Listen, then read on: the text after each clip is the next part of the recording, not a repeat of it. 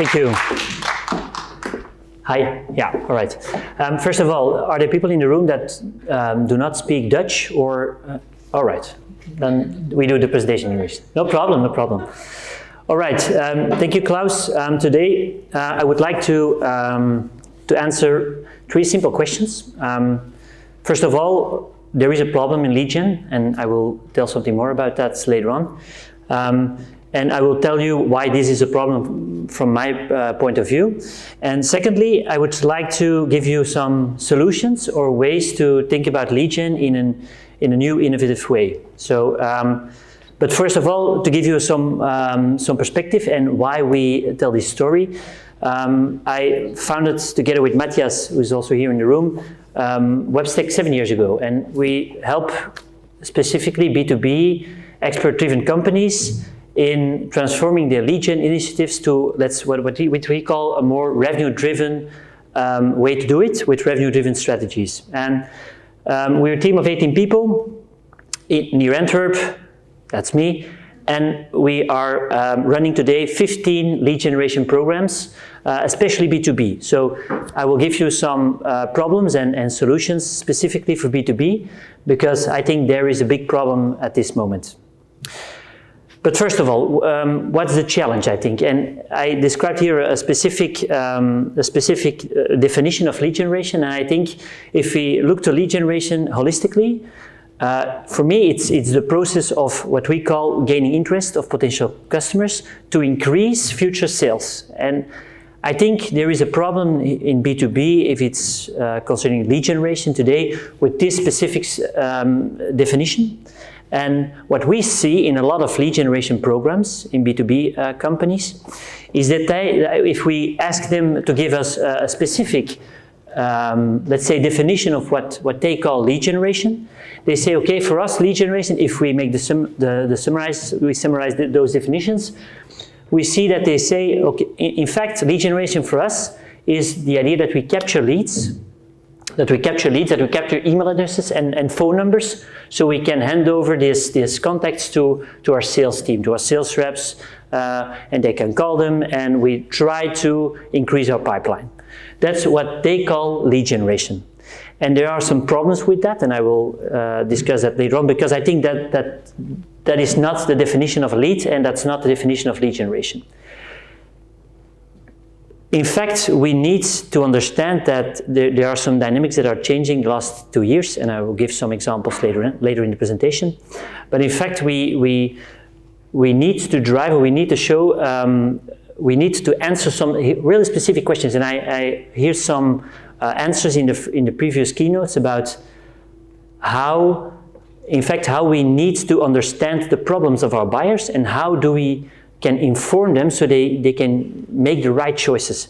And I think that's a really important thing, because what we see, and I think all the growth marketing evolution and the growth hacking revolution has increased these phenomena, is that every company is looking for shortcuts. Every company is looking for shortcuts to generate leads in the most efficient way with the lowest cost per acquisition. And what happens? I think that model doesn't work, and I will show you why, but we forget one thing. We don't acknowledge today that, and even past COVID it accelerates, we don't acknowledge that sales and marketing teams, or the roles or responsibilities of sales and marketing teams, has changed. Influenced what we call by the maturity of digital. So we see that in the last 2 years, and in all our running programs, we see the same trends, that leads want to be fully informed in a digital way. They are very used to it. They are very convenient, and even in B2B. And we don't see that. We don't see that as an organization. And in fact, this is what's happening in the last 2 years, where, let's say, 10 years ago, marketing was responsible for the first part of, let's say, a typical journey, where they create awareness, where they create intent by fairs, by online campaigns that they do. And sales will follow up, and sales will do all the rest. The sales team will take the lead, will have the first conversations, will drive them through the pipeline, and then they force them into a, let's say, a deal. But what happens, and I think that's the thing that changed, many companies don't see the shifts in roles and responsibilities between marketing and sales teams. They don't see that marketing today, even in B2B, and especially in B2B, that marketing has evolved, and that the role and responsibility of marketing is to inform potential clients till the moment that they are at the end of their consideration set, and that they reach out and that they become a hand raiser to do sales with them. So the role of informing them, that's something we're missing, and we are always looking for shortcuts.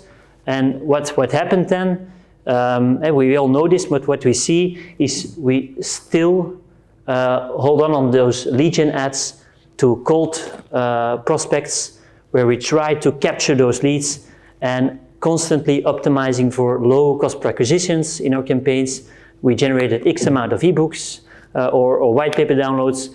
We handed them over to sales, and sales has some complaints, but that's what I see in many B2B companies. That's what they call lead generation.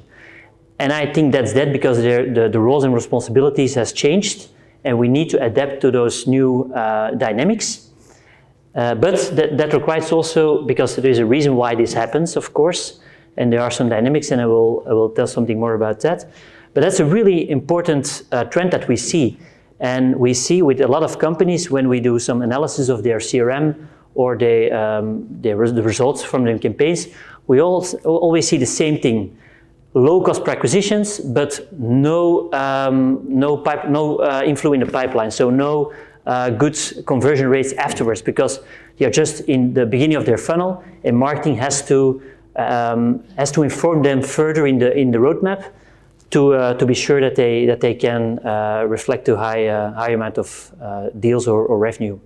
So we always see the same thing, and I think there is a really easy explanation for that. Because we are doing digital things, we're also looking for short-term and what we call tangible results for, of course, our sales team, our management team. They want every month the specific reports where we can show them which leads we are generating. So I understand that this is happening, because that's how we work and that's how we evaluate today marketing or sales initiatives.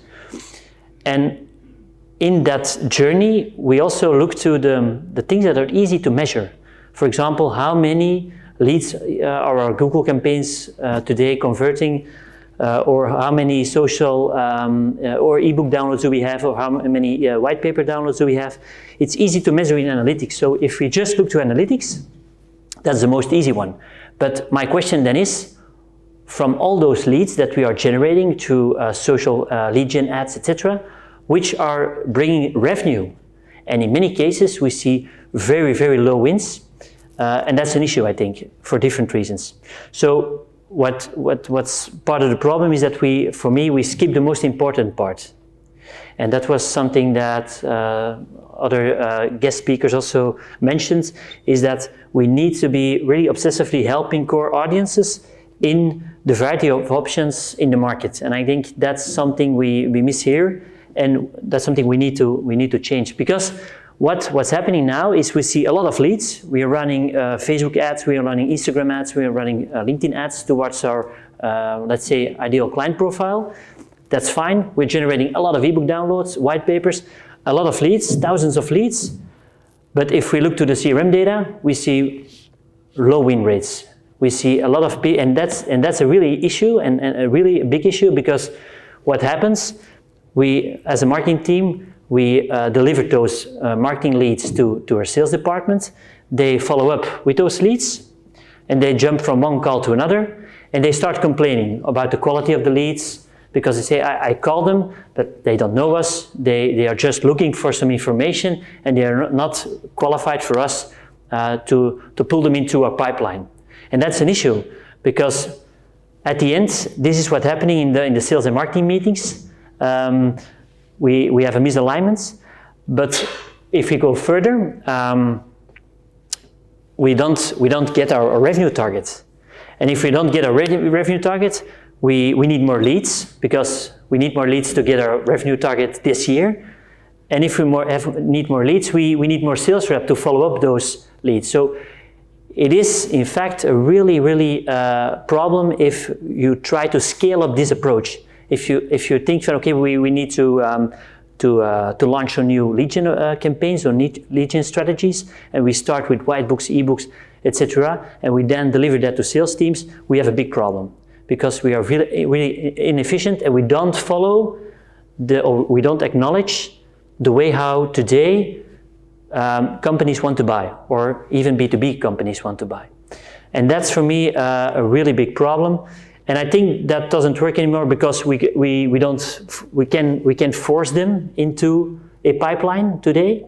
There's so many information available today digitally, even B2B, that they are fully informed. So forcing them into a sales conversation is not happening.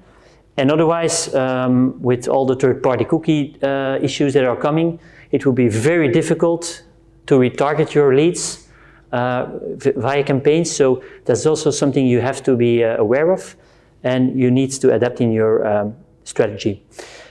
And also a really important thing is that we don't acknowledge the fact that real leads, what we call real leads with high intent, that they are fully informed, not only digital, but also with their peers. So they talk with their peers, like-minded people, and they are looking for the right solutions. So that's also you have to take in mind, and that's something you can't cover with your ebook or white paper campaigns or your social ad campaigns. But of course, what can we do? And we see a lot of inefficiencies in lead generation campaigns. A lot of inefficiencies by just the idea we need to measure something. We run a bunch of social media campaigns to our ideal customers. We generate a lot of contacts, but we see no fit in our pipeline. That's a big issue. But what can we do? I think there are different things we have to change. And first of all, and that's something I think we all forgotten in the past years and maybe the past 10 years, I think we deeply need to understand the core challenges of our ideal customer profile. And if we know that, we need to, and I give you 5 steps today, 5 steps to transform your way of looking to lead gen. You need to start with what we call a smart content concept and as a concept an sich. And we start with the first part, and that's an important one. That's something well forgotten. We have no insight as a marketing manager, as a marketeer, maybe as a sales director. We have no idea of what's happening with our customers and what they are looking for, in fact. So what I always suggest is, if you want to transform your lead gen approach today to a more revenue-driven lead gen approach, start with talking with your customers, and not once, not twice, but every week. With our clients today, we speak every week with clients. And what are questions that we ask? Really simple things. What are the ways that you came across our company? What information sources do you use in making the right choices? Which peers do you follow? Which type of information are you looking? Which social media channels do you use? And what type of information do you consume?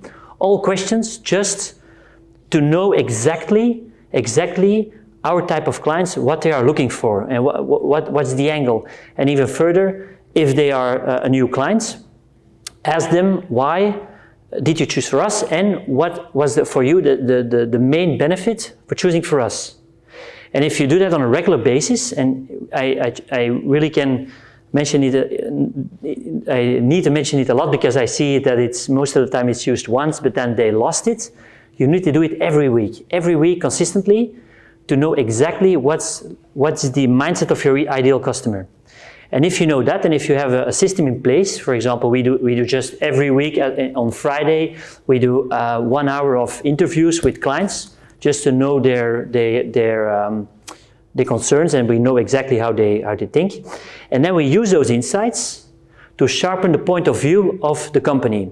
So, for example, for an international building company, we saw by doing 15 qualitative interviews, so we don't do quantitative, only qualitative, so only one-to-one sessions. So we know exactly the details, because that's something we don't see in quantitative data. And what we saw was that speed of delivery, speed of production was the main benefit. So we transformed all the positioning, their mission, their vision, their messaging in their ads, but also in the content production, specifically based on those 1 points that was differentiating, and that was the reason why they chose for them. So, but that's something we only can see if we speak on a weekly basis with clients, so we feel what they are thinking of us and why they are choosing for us. Speed was what we call the commonality, so the thing that was consistently around all those interviews. And then we think about, let's say, a content production idea. And I will explain it in detail. So if we know why companies or why people are choosing for us, what's the let's say the unique benefit, then we try to come up with what we call in previous slides a content concept.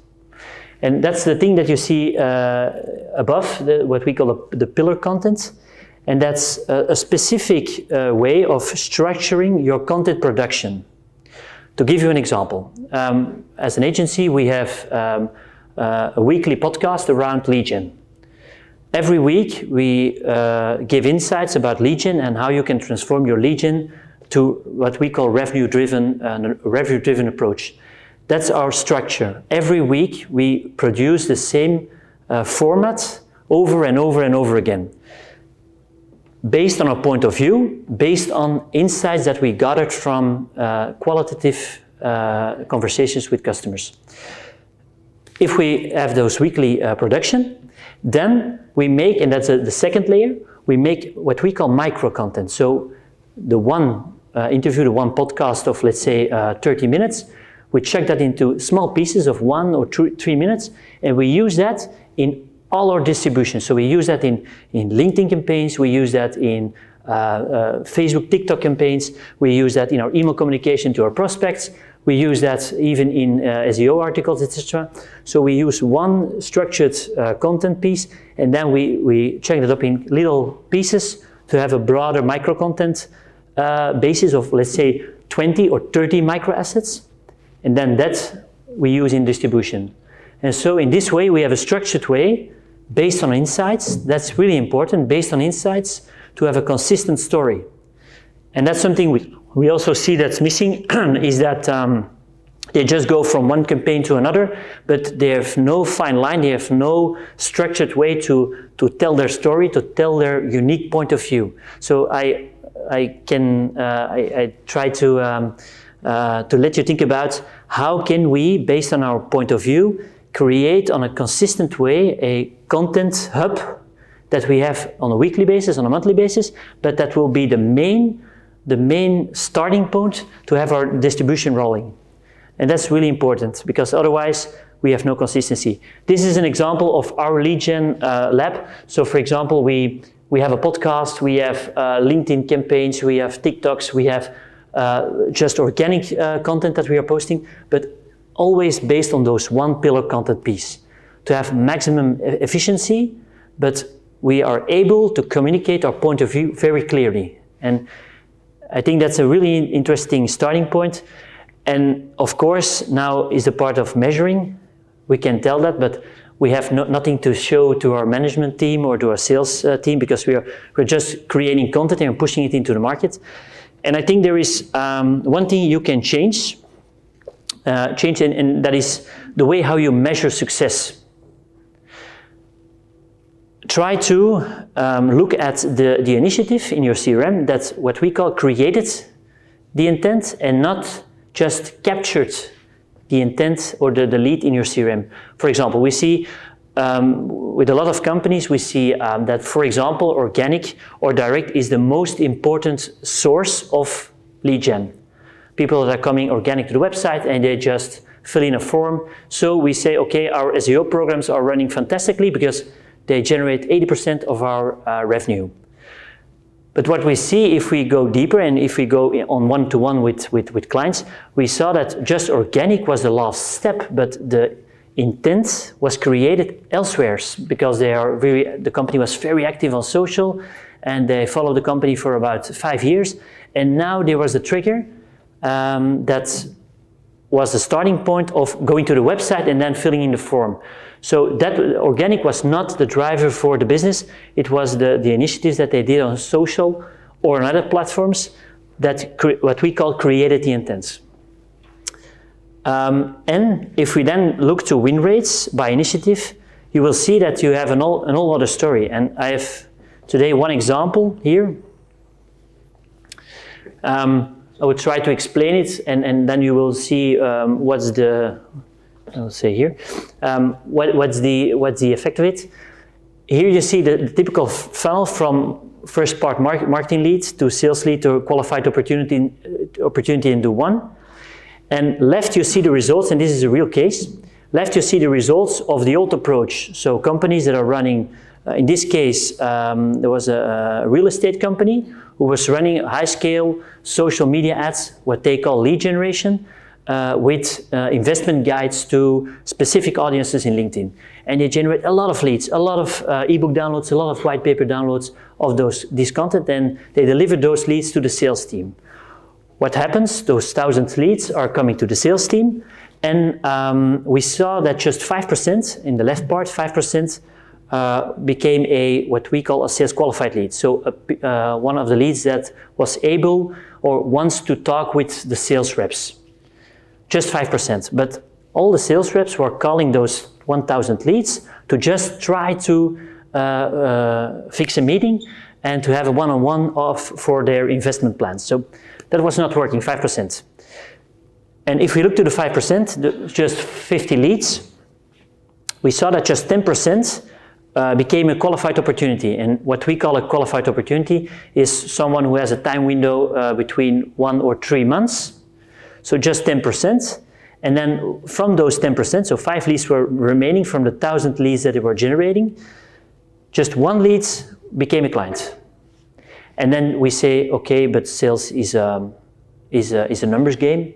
We need just more leads, but if we need more leads, we need more sales reps, and that's not efficient enough because we have a very extensive sales team, and that's not going to happen. We need better quality, but better quality is not just using better pictures or better copy or better targeting. No, it's just transforming the way how you communicate. And we adapted a new way of thinking. We checked, okay, what are the commonalities? What is our point of view as a real estate company? How can we inform those leads at a high scale, high volume? And we used a new approach. So we launched a lot of content in a high scale. We generated half of the leads. So the first moment this was big panic, of course, because we have here a sales department and we need those leads because they sit here on the couch, and we need them on the streets because we need business. But what we saw is that the 500 leads that we are generating, that more of them are flipping to what we call a hand raise, so 30%. 20% became a qualified opportunity, and 40% at the end won, from qualified to won. So we had 12 new deals, but half of the leads in our CRM. And why is that happening? Because we are just focusing on how can we inform our audience the best way? How can we outperform our competitors? And how can we be the trusted source of information if our ideal customer profile looks for a new solution, a new thing to buy? So that was really the case here, and I think that is in many cases the same problem.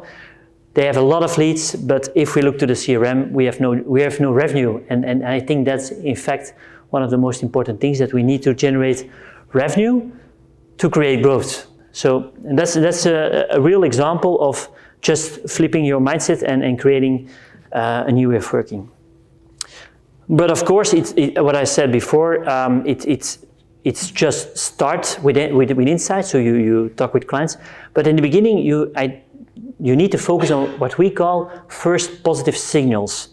And what are for us first positive signals? Because we know we are generating a lot of content for our clients at a high scale. So we run maybe 100 micro assets every month for our client, to our ideal customer. So in fact, sometimes we say to our clients, you have to adapt the mindset of a media company. As a company today, we need to be a media company. We need to create content to inform our audience at the highest scale. So we have a lot of content, but in the beginning there are no leads. So there is a bit panic and they are not sure.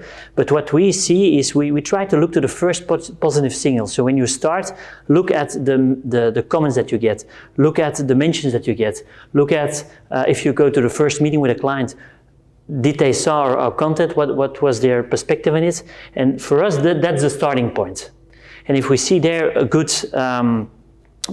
signals and that they say, yeah, what you are telling is on point, then we have the confidence to roll this further out. And what we call this type of approach, we need 2 to 3 times the pipeline. So if you have a B2B company and the pipeline most of the time is around 6 months, you need 12 to 18 months to let this program work. So always there is like a kind of transition between the old way and the new way, but I try to inspire you today to start with one project, to start a new methodology and give it 12 to 18 months to work, and then you will see a lot of efficiency happening within the company. So, as a recap, I think these 5 steps can change a lot today in your lead gen approach. I would try to make you enthusiastic to start with generating insights on a regular basis, so on a weekly basis. Try to speak every week with clients, adapt your point of view based on those insights, and then look to what we call a structured way for creating a lot of content, but in an efficient way. So you can use that in your distribution strategy. So you have enough volume and consistency, and then measure real impact. Measure real impact by asking those customers when they come in, or when they book a meeting, ask them why they, how did they know about us, how did they found us, because then you will get the right answer, first of all. And secondly, when you have those weekly meetings with your clients, you will understand why they know you, because they will say it to you. And you will see in the first months, nothing will be mentioned about the content production, but from 6 to 12 months, you will see that a lot of companies are coming in with the idea of, I follow your content for this in 6 months, and it's the right time to have a good discussion about how we can transform our business with your knowledge, with your solutions. I think it's not easy to do. So if are there people when they want to try some first test cases, reach out to me. I will help you to get on the right way. Maybe we have, if someone wants to adapt this approach within their company, we have on the right side we have our podcast, Lead Gen Lab, where we produce every week insights to transform your business to a revenue-driven lead gen approach, and moving away from the generic way of doing it today. So I think it could be very inspiring for you to follow that, and otherwise just contact me on LinkedIn and I will help you. But I will be here all the afternoon for extra questions or insights. Thank you very much.